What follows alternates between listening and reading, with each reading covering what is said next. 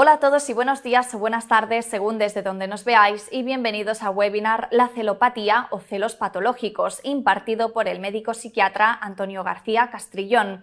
Nosotros trabajamos con la editorial Evimeria y las clases que ofrecemos son de carácter complementario, lo cual significa que no son necesarias para finalizar con vuestros cursos, pero sí que nos parecen contenidos interesantes de compartir con todos vosotros que sois nuestra comunidad. Después del webinar vais a recibir el link de la clase grabada directa a vuestro email, así la podéis volver a ver tantas veces como sea necesario. Si durante el webinar os surgen dudas, les podéis mandar un email a vuestras tutoras y ellas van a ayudaros a resolverlas. También os podéis escribir a nosotros. Pues García Castrillón se licenció en Medicina y Cirugía por la Universidad de Barcelona el año 1983. Tras aprobar la oposición de MIR, médico interno residente, en 1985 hizo una especialización en el Instituto Psiquiátrico Municipal de Urgencias de Barcelona. Empezó profesionalmente como médico psiquiatra en la unidad de agudos del Hospital Psiquiátrico de Salt de Girona. Es médico especialista en neuropsiquiatría en el Hospital de Santa María de Lleida y ahora es coordinador del Centro de Salud Mental del Segrià. Además, ejerce como psicoterapeuta en su consulta privada, Ágora Salud Emocional. Pues adelante cuando quiera. Hola, buenos días, buenas tardes. En la clase de hoy vamos a hablar del concepto de lo que es los celos habituales y bastante frecuentes en las relaciones de pareja, y lo que es la celotipia, que sería la versión patológica de los celos. La definición de celos podríamos decir que es una respuesta básicamente emocional ante la creencia, subrayo creencia, de amenaza de pérdida de algo. Este algo puede ser una persona, tu pareja, un estatus, un reconocimiento, el amor o el favor de otras personas, y que valoramos como algo propio, motivando en nosotros una conducta dirigida a contrarrestar esa amenaza. Eso sería una definición de lo que es el concepto de celos. Y conviene distinguirlo de la envidia. Los celos y la envidia no son lo mismo. La envidia no es el miedo o esa reacción emocional a perder algo que considero mío, sino más bien el miedo o la frustración que genera ira, rabia a no tener algo que yo quiero tener, bien sea la belleza de otra persona, el prestigio, los bienes, el dinero, etc. El origen etimológico de la palabra celare ya nos da una pista. Celare, del latín, quiere decir varias cosas, como capilla, granero, celda, ocultar, cubrir, y por otro lado del griego ceo, que significa hervir, viene la palabra celos, que significa ebullición o ardor. Así aquí ya mezclamos estas dos ideas que nos llevan al concepto de celos, que es ese ardor, esa emoción intensa de temor a perder, y la de ocultar, cubrir, evitar que los demás no puedan acceder a eso que yo considero que es mío. Y en el latín tardío el verbo, el celar, es un verbo que significa el verbo celar, celari, que significa tener celos, mostrar celo o adorar. Y tendría estas tres acepciones, básicamente, como puede ser celar, ser celoso del cumplimiento de las leyes y de las normas, una persona celosa del cumplimiento en su trabajo, por ejemplo, o en las normas de su entorno. También la de observar a una persona por desconfianza, y sería la palabra recelar, recela de este, recela del otro. Y también vigilar y cuidar con esmero a otra persona, y de ahí, de esta raíz, viene la palabra celador, que sabéis que son personal sanitario de los hospitales, que son los que celan o velan por el cuidado de los pacientes. Y también otro de la misma origen, la palabra celosía. Las celosías son esta especie de ventanas, de agujeros que estaban sobre todo en las construcciones islámicas, porque las mujeres en las reuniones tenían que estar detrás de estas celosías y no para que no pudieran ser vistas por los otros hombres. Entonces remarco que el celoso no sufre por lo que ve, no es la evidencia, es lo que imagina, porque obviamente si hay una evidencia, si es objetivo que tu pareja está siendo infiel, porque porque la encuentras, porque hay una evidencia irrefutable, no estaríamos hablando de celos, estaríamos hablando de rabia, de frustración, de ira, de tristeza, pero por algo que es evidente. El celoso es el que imagina. Entonces, la base de la celosía, del ser celoso, es la baja autoestima. Es decir, tiene una relación inversamente proporcional. A mayor estima, menos celoso. A menor autoestima, que genera inseguridad, el miedo a no ser amado, personas con tendencia a la dependencia emocional, son desconfiados, siempre están pendientes de que, como a nivel inconsciente creo que no valgo no soy suficiente para esta persona, para la pareja, en cualquier momento o cualquier situación es una amenaza donde puedo perderla, y eso generaría los celos. Siempre es esa amenaza de pérdida del ser amado. Y el celoso tiene un sentimiento siempre de posesión, de considerar que la persona, la pareja es suya, es algo que le pertenece a él, y duda constantemente de la seguridad de esa posesión. Y por eso constantemente está pendiente de posibles amenazas. Y claro, la amenaza real es, por un lado, la pérdida de los beneficios de la relación. Toda relación genera unos beneficios, el tener compañía, el compartir la casa, el dinero, el amor, todos esos beneficios que genera una relación, que se generan en una relación, pues el celoso teme perderlos constantemente. Y lo que hablábamos antes, la autoestima, porque si yo pienso que mi pareja va a preferir a otra persona, es porque yo valgo menos y que la otra persona o las otras personas valen más que yo. Eso genera esa emoción, que básicamente es la mezcla de el miedo y la ira. El miedo, sabéis que tiene las dos vertientes, la ansiedad y la ansiedad activadora, la angustia bloqueadora, inhibidora, y la ira, la rabia. Las bases de los celos tienen una base genético-evolutiva y una también cultural. Por ejemplo, por poner dos ejemplos, culturas como la islámica, en la cual la mujer es algo que debes ocultarle a los demás, como si el varón musulmán tuviera siempre el temor de que su mujer fuera deseada o pretendida por otros. Y en las facciones más fundamentalistas y radicales de esta cultura, como son los talibanes, por ejemplo, pues imponen el burka, que el de la derecha aún es algo menos radical porque permite que le vean los ojos, pero el de la izquierda es que ni siquiera los ojos. La mujer tiene que ir enfundada en su burka y tiene que ver a través de esa rejilla de tela. Sin embargo, por ejemplo, otras culturas como los inuit, lo que son los esquimales, que tradicionalmente eran pequeños grupos que vivían en un clima muy hostil y muy distanciados unos de otros.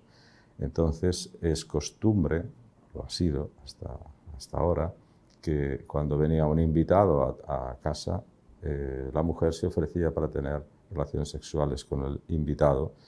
Y la explicación de esto, que en nuestra cultura nos choca, es porque, claro, al ser grupos tan reducidos, había gran riesgo de endogamia, de cercanía genética, de que fueran todos parientes, y sabéis que eso aumenta las probabilidades de patologías genéticas.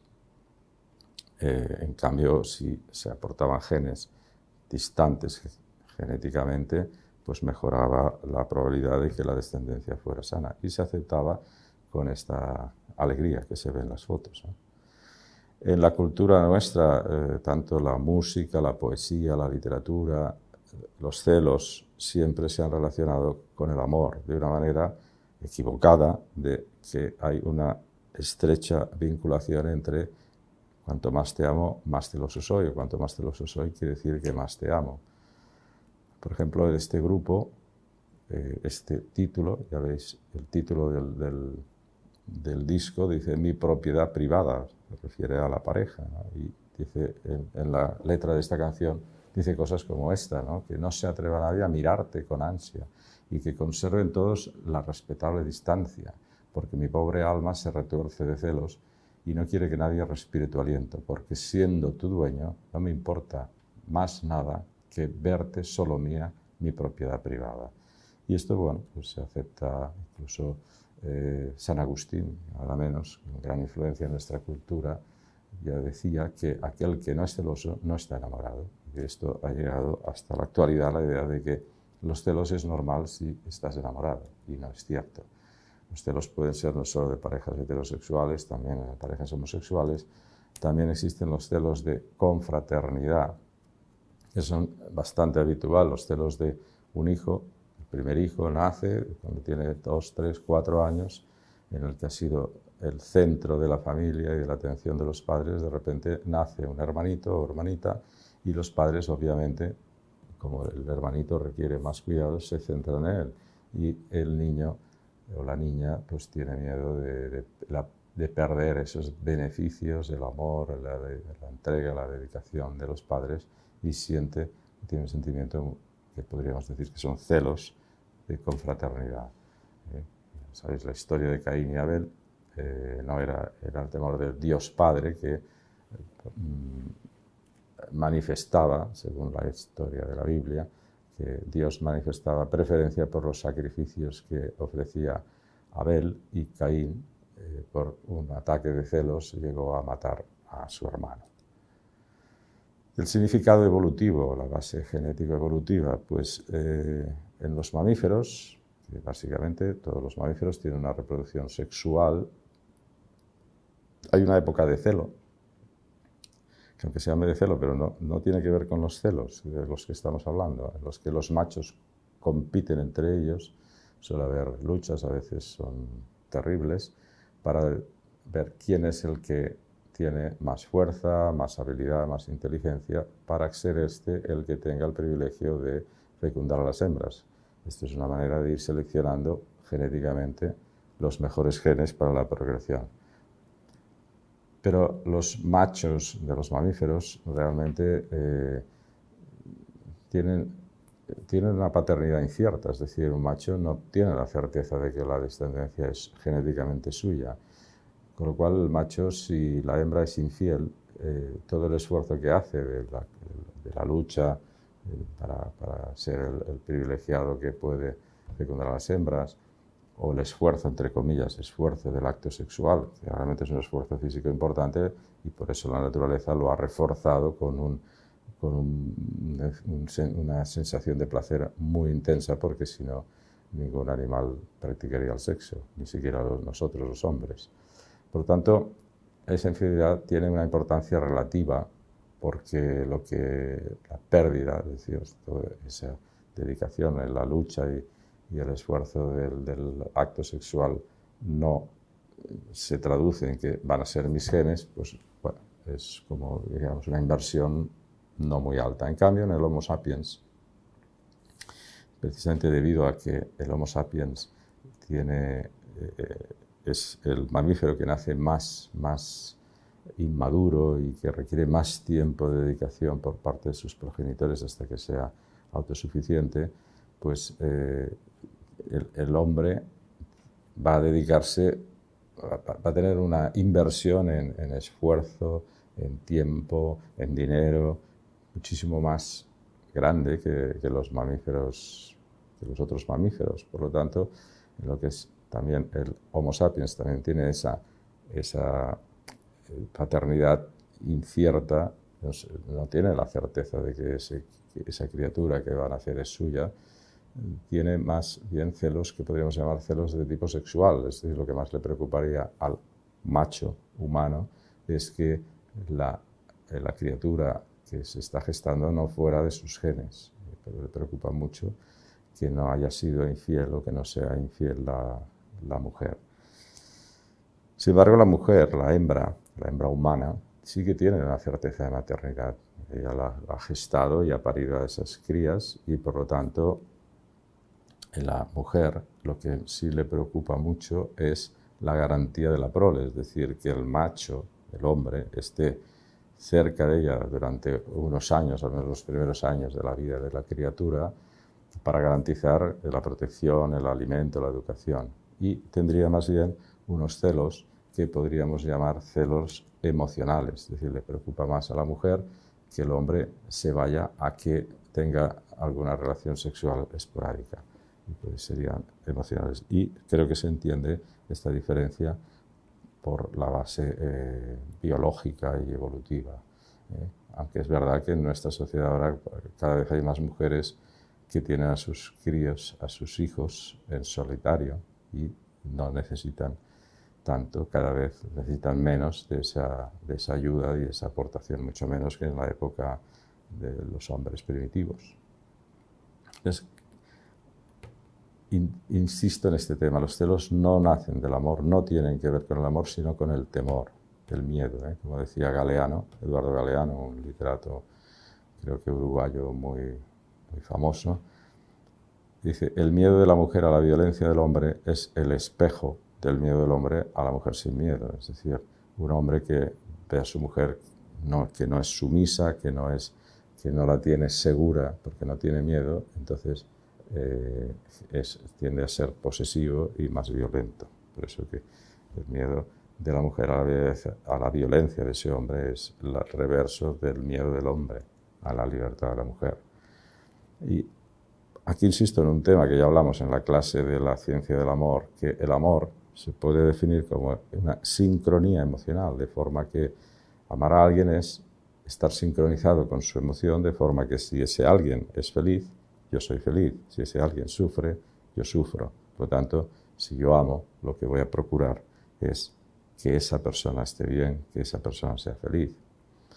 Y aquí se acerca más a esta idea otro santo, Santo Tomás, el otro era San Agustín, que Santo Tomás decía que pertenece más al amor querer amar que querer ser amado, es decir, pertenece más al amor dar que pedir. Por eso no es lo mismo amar que querer, aunque siempre se utiliza como sinónimos. El querer es algo posesivo, es yo lo quiero, es mío, y yo me encuentro bien si tengo la garantía, lo tengo encadenado o encadenada a mí. Por eso la expresión que solemos utilizar ya en el lenguaje coloquial es siempre con la preposición posesiva, ¿no? El mi marido, mi novia, mi pareja. En cambio, el amar no es poseer, es dar. Yo te doy mi amor, yo me doy a ti, es servicio. Por eso yo suelo aconsejar que la palabra que se utilice, más que mi pareja, mi novia, mi marido, mi mujer, sea la de compañero. ¿Por qué? Porque compañero realmente, etimológicamente, viene de cum, que es con, y panis, que es pan. El compañero es con aquel que compartes el pan. Y se entiende compartir todo, compañera de vida, compañera de vida, con aquella con que compartes, no que es tuyo, que posees, sino que compartes todo. Eso me parece la expresión más saludable psicológicamente. Como en el famoso libro de Exupéry, que es El Principito, hay un pasaje que dice, te amo, le dice el Principito a la rosa le dice, yo también te quiero, y el Principito le dice, no es lo mismo. No es lo mismo porque, como esta expresión que se le achaca a Buda, dice, cuando te gusta una flor, cuando quieres una flor, la arrancas, la quieres, la arrancas, con lo cual se marchita. En cambio, cuando amas una flor, la riegas todos los días para que esté más hermosa. Ahora pasamos al aspecto patológico, que sería la máxima expresión, ya cuando entramos en el mundo de la patología psiquiátrica, de lo que se llama la celotipia, o delirio celotípico, también se llama síndrome de Otelo, luego explico por qué. Y el delirio celotípico es una convicción de infidelidad irreductible a toda argumentación lógica o evidencia en contra.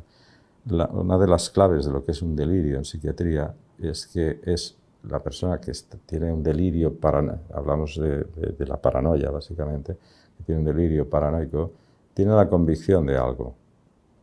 Para él es una realidad.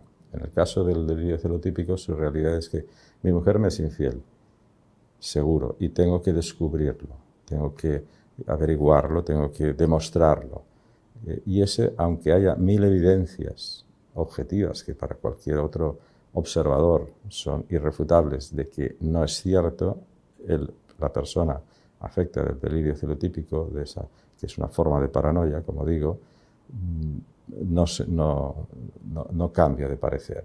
Y la persona celotípica es básicamente muy susceptible y muy desconfiada. Siempre susceptible en que cualquier cosa se la toma siempre por el lado negativo o en contra de él, y desconfiado. Suele desconfiar no solo de la pareja, suele desconfiar de todo el mundo.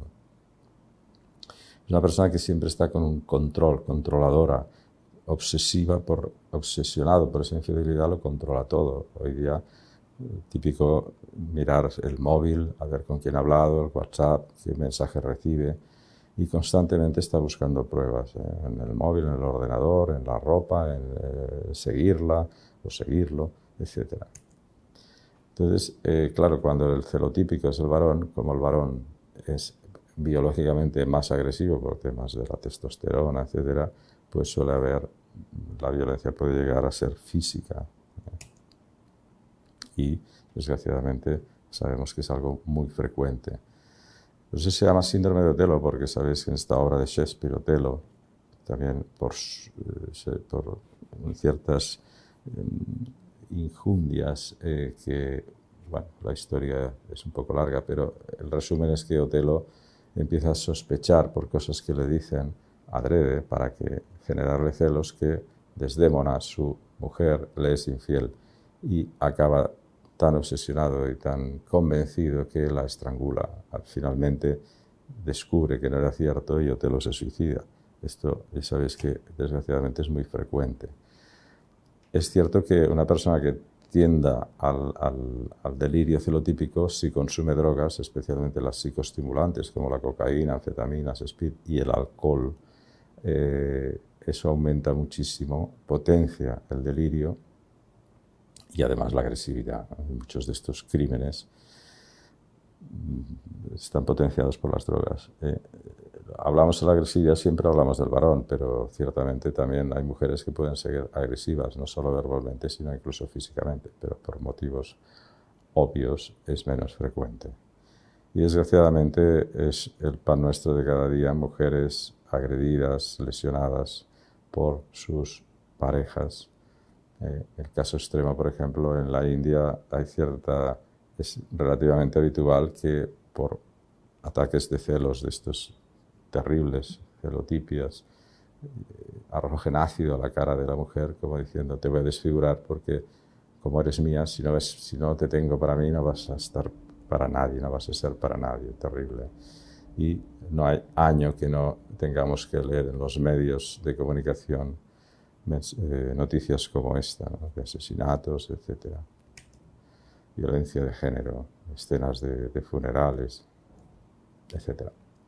Entonces, cuando ya estamos en el terreno de la patología, eso hay que tratarlo desde las dos vertientes, tanto desde el punto de vista psicoterapéutico como desde el punto de vista farmacológico. Por eso tiene que ser un abordaje entre psiquiatría y la psicología. No es fácil, realmente, esto como muchos trastornos psiquiátricos y enfermedades en general, realmente no se curan, pero sí se tratan. ¿Qué quiero decir? Que con un buen seguimiento, algo de tratamiento farmacológico y una terapia larga, con la voluntad del paciente, claro, si el paciente no acepta que tiene ese problema, es imposible, pero si lo acepta y pide ayuda, con paciencia y con tiempo, puede mejorar mucho o muchísimo. Hasta prácticamente, en psiquiatría no utilizamos la palabra curado, sino compensado. Para que entendáis, es como un diabético no se cura nunca, pero con una buena dieta, la insulina o los antidiabéticos orales, podemos tener compensada el azúcar en la sangre. Pero si deja todo eso, se descompensa. El celotípico, si deja medicación, deja la terapia, la abandona o vuelve a consumir drogas o alcohol, pues su delirio se va a potenciar y volverá a surgir con toda su fuerza. Entonces, así, a modo de resumen, los 4 puntos importantes, que hay esa base genética, evolutiva y cultural de los que son los celos, y obviamente también la base genética también está por supuesto, en la versión patológica, en la celotipia, que la base de los celos es la baja autoestima que genera inseguridad, que no es amor sino querer. No, por favor, esta idea, los celos no es porque me ama mucho, sino porque me quiere, en el sentido posesivo, y que puede llegar a ser una patología psiquiátrica muy grave con consecuencias dramáticas. Es decir, a veces se empieza con una persona celosa y esos celos van evolucionando. Si esa persona tiene componente genético y además consume drogas o alcohol, puede llegar a un auténtico delirio celotípico grave. Y con esto concluyo. Muchas gracias por vuestra atención. Y en la próxima clase, si no hay novedad, hablaremos de lo que es la personalidad y sus trastornos. Gracias.